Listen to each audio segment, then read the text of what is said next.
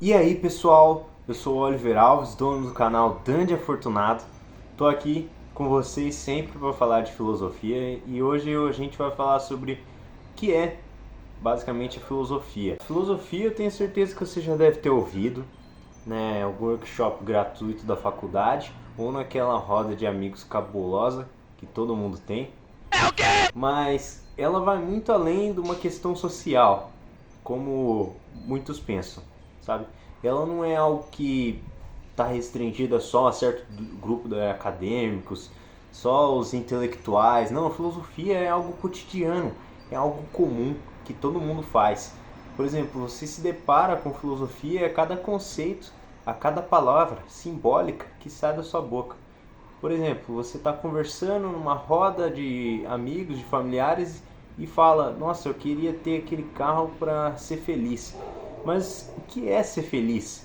A filosofia trata desse tipo de coisa. Pensar sobre o próprio pensamento. Sabe? Às vezes você precisa refletir o que você está refletindo. Porque coisas mais profundas estão atrás de coisas superficiais. E isso é um ensino para a vida, né? Eu acho que para tudo, sei lá, tudo que você for fazer, dos seus concursos, dos seus estudos, dos seus empregos, você vai precisar pensar razoável, de maneira não arrazoada, mas com a razão. Você precisa usar a sua razão. Então eu costumo dizer que a filosofia é uma centelha que está em todo mundo, está na mente de todas as pessoas do mundo, as mais de 7 bilhões de pessoas do mundo. A filosofia está na mente porque ela nasce do pensamento crítico e principalmente da sua razão. Todo ser humano em sã consciência tem razão, e é disso que nos faz o chamado Homo sapiens sapiens, que é o homem, basicamente uma frase em latim, que significa que o homem que sabe que sabe.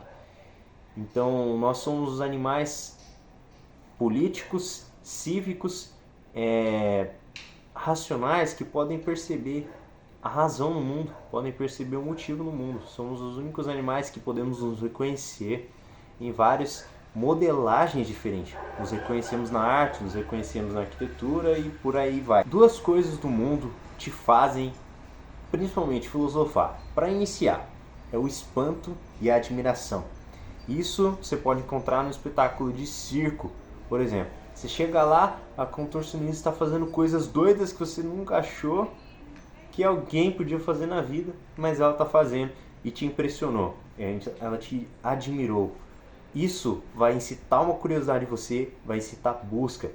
A filosofia, principalmente, ela tem o objetivo de te instigar a buscar a verdade verdadeira, a verdade absoluta. É por isso que mais para frente a gente vai ver que vai existir muitos conhecimentos que provados cientificamente podem se tornar conhecimentos verdadeiros, podem se tornar conhecimentos empíricos, podem se tornar conhecimentos metafísicos e por aí vai. Agora minha dicção falhou absurdamente aqui. Vamos ver essa frase de Heidegger que eu peguei aqui, um filósofo contemporâneo de importante relevância, tá? A frase dele é simples, diz assim: a questão é que não estamos de forma alguma fora da filosofia. Isso porque, por exemplo, talvez tenhamos certa bagagem de conhecimento sobre filosofia, mesmo que não saibamos nada. Sobre filosofia, já estamos na filosofia, porque a filosofia está em nós e nos pertence. E em verdade, no sentido que já sempre filosofamos. Ser homem já significa filosofar. Com o tanto de palavras filosofia e filosofar que apareceu aqui, a gente pode fazer um dicionário Aurélio brasileiro. Mas deixando isso de lado, Heidegger está totalmente certo. Na minha opinião, acredito na opinião de quem possa estar assistindo esse vídeo, porque você, meu amigo, pode filosofar. Eu não me considero filósofo, é muito alto para mim. Eu sou um pensador, mas filosofar é diferente de filósofo. Não precisa de uma bagagem, não precisa de uma história ou de uma mudança cultural. Você filosofa todo momento do dia, você filosofa sem perceber com os outros. E isso acaba sendo um motivo que às vezes você incita curiosidade, busca de alguém, faz alguém estudar porque você filosofou. A filosofia tem esse papel muito interessante. Ela mostra, por exemplo, assim, a miséria, ela revela a miséria da ignorância e te incita à busca pela verdade. Isso é interessante, porque você precisa primeiro reconhecer que você não sabe de tudo, para depois reconhecer que você nunca vai saber de tudo, mas você vai saber de algumas coisas que são necessárias para a sobrevivência. E isso foi muito importante na própria evolução do ser humano. Você não precisava saber tudo, você precisava saber caçar, pescar, você precisava saber coletar e plantar. Não era muita coisa, como nos dias de hoje. Aqui alguns 6 principais temas que a filosofia aborda. Primeiro vamos começar com a metafísica, que traduzido significa além da física, em grego. Ela é basicamente, ela constitui o estudo do universo e da realidade. Tem aqui a lógica, que estuda como fazer um bom argumento, como fazer bons discursos, é retórica, que está dentro da lógica. É a epistemologia, que estuda o conhecimento e a busca, como você chega até ele. A estética, que estuda o belo no mundo. A política, que estuda os direitos dos cidadãos e os deveres do governo. E a ética, que estuda a moralidade, e como a vida deve ser seguida. Pelo menos deve, né? Eu estou sentindo uma treta! Bom, partindo agora, pessoal, um pouco para a história da filosofia. A filosofia clássica ocidental surgiu na antiga Jônia, parte da Ásia Menor, na costa ali da Ásia Menor. E ela foi um resultado, a vida intelectual foi resultado de constantes acordos que o povo grego estava fazendo com o Egito e a Babilônia, que eram grandes potências imperiais da época, que lhes trocava tanto materiais orgânicos, materiais suprassumos de sobrevivência, necessários para a sobrevivência, como trocava ideias, e passou a trocar também conforto para esses moradores. Com o conforto, com essa estabilidade econômica, passou a ter uma vida intelectual mais agitada. As pessoas de lá passaram, por exemplo, a trocar ideias, trocar discursos filosóficos nas chamadas ágoras, que eram pequenas reuniões, ou grandes até, que aconteciam no centro das cidades-estado. Por exemplo, uma das mais famosas que acontecia em Atenas. Algumas cidades famosas de exemplo Colofão, Samos, Mileto, Éfeso e a própria Atenas. A realidade, né, de tudo isso aí era descobrir o início de tudo. Então, o que acontece? Eram vários filósofos, bastante, né, como a gente pode perceber, e eles se juntaram, trocavam informações, trocavam descobertas científicas, estudos. E qual que era o objetivo? Descobrir o início do mundo, principalmente. Foi nisso que foram surgindo as ideias monistas, né? Do monismo, que se baseavam principalmente, havia um elemento primordial que gerou tudo, que gerou a Terra, né? Como a gente vai ver, Tales de Mileto apontou que foi a água, Anaxímenes, que apontou que foi o vapor, ou o ar, né, em grego, e assim segue. Eles também queriam entender se a gente era uno ou múltiplo, porque se existia seres tão pensantes como nós, tão racionais como nós, eles imaginaram que podia existir outros. Será que a gente é uno? Será que só existe a gente? Será que a gente é múltiplo? Essas questões de uno e múltiplo foram muito pautadas por Pitágoras, que criou a sua própria seita, né? A sua própria escola de filosofia, que foi o pitagorismo, muito importante na matemática, porque o pessoal tentava usar da lógica, como a gente disse aqui, para criar argumentos válidos que posteriormente passaram a ser embasados sobre a matemática, visto que a matemática é uma ciência exata. Tudo isso era, segundo eles, descoberto pela razão.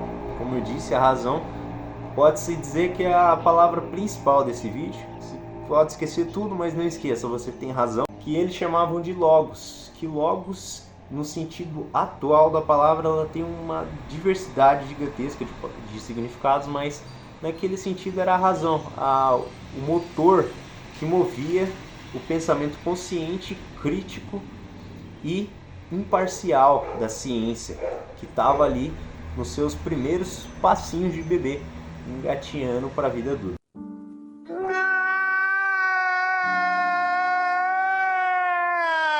Quando o pessoal passou a estudar isso, eles perceberam que o universo podia ser legalizado, não no sentido de ei, parou, aqui vai até só 60 km por hora, mas no sentido de que ele podia ser determinado por leis de fenômenos, leis físicas que aconteceriam se fossem previstas corretamente, como aconteceu com a previsão de um eclipse solar que Tales de Mileto, aquele mesmo que eu citei da água, fez em 575 a.C. Eles perceberam que o universo era ordenado, ele tinha algum senso de prioridade, algum senso de significância, de mudança que a gente podia entender. Diferente do que tratavam muitos historiadores da época, né? Que eram Hesíodo e Homero. Hesíodo, com sua teogonia, falava aquela loucura, né? Tal, Cronos quis dar uma de saidinho, deu com a Gaia e fez os titãs, que depois fez blá blá blá, e esse monte de coisa que ninguém entendia, mas eu acho que o cidadão grego fala, puta, mano, pra que eu vou discordar disso aí? Quero café! Quero café! Homero, mesma coisa, com seus contos épicos, né? A gente vê que o mais famoso era a Odisseia, onde Ulisses tá ali numa aventura para achar a sua esposa que foi perdida e tudo mais. Então, quando eles perceberam que o universo era além do que catástrofes mitológicas de deuses que fizeram algo errado, eles perceberam que o universo tinha uma ordenança. Novamente, podia ser percebido. Isso é muito interessante, porque foi os primeiros passos da mente saindo de mitos para uma mente inteligente. Chamados de pré-socráticos, foram chamados de naturalistas, porque eles buscaram primordialmente na natureza o início das coisas e o início da própria filosofia, da própria mente logos, da própria mente racional. Nesse sentido, eu queria partir para um filósofo que merece sua menção aqui, filósofo que moldou, que ajudou muito a filosofia, que foi Sócrates, né? Que moldou toda uma geração de filósofos posteriores com sua ideia de insignificância, com sua ideia de humildade. Ele dizia que para conhecer o mundo ao redor você precisava conhecer a si mesmo. Frases, né, que foi colocada depois na porta do Oráculo de Delfos, na Grécia.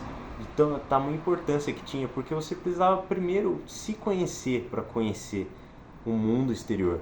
E isso batia de frente muito com o que os sofistas, professores que ensinavam sabedoria, ensinavam filosofia, troca de dinheiro, ó a dicção aí. Ensinavam filosofia, troca de dinheiro, pregavam. Porque eles diziam muito de que intelectuais estavam acima da sociedade. E isso foi alguns passos da primeira democracia do mundo.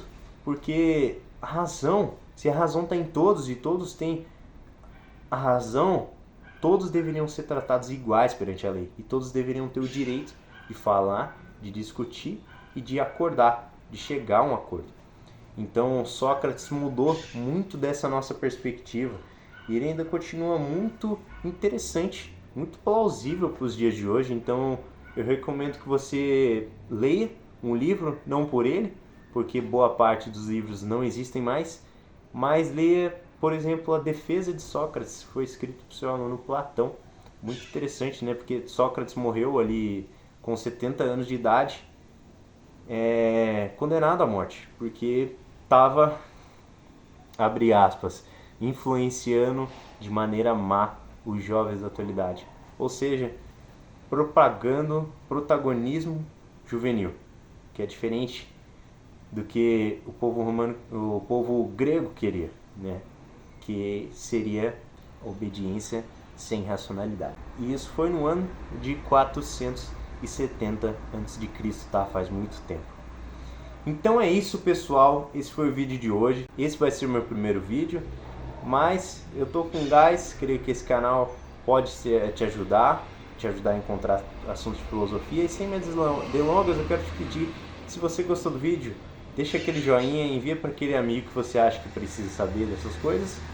E se inscreve no canal para ficar por dentro dos outros vídeos que eu vou publicar aqui. Sempre sobre filosofia, sempre tentando te passar o melhor. Tá bom? Muito obrigado, pessoal. Tchau, tchau. Até mais.